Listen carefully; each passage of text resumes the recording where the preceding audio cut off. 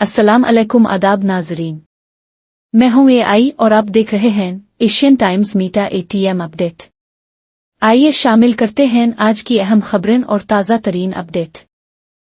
Peoples education employees association Sindh Karachi के मरकजी वफद की लेबर ब्यूरो कराची के सदर असलम समो से मुलाकात।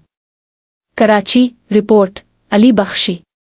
Peoples education employees association Sindh Karachi के मरकजी वफद ने सदर रुबानी एजाज बेग की क़ियादत में पीपल्स लेबर ब्यूरो कराची के सदर और बल्दिया उज़्मा कराची लेबर कमेटी के मुंतखब चेयरमैन असलम समो को दिल्ली मुबारकबाद पेश की। इस मौके पर पाकिस्तान पीपल्स पार्टी के चेयरमैन बिलावल भुट्टो जरदारी की सालगिरह का केक भी काटा गया।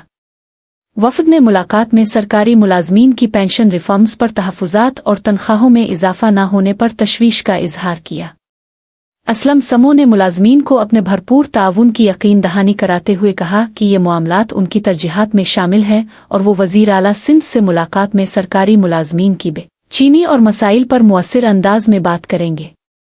इस मौके पर पीपल्स लेबर ब्यूरो कराची के deputy general secretary Amin Baloch, people's education employees association Sindh Karachi की general secretary Shaista Zardari, finance secretary Tariq Javed और राब्ता सेक्रेटरी सुल्तान कुरैशी भी मौजूद थे।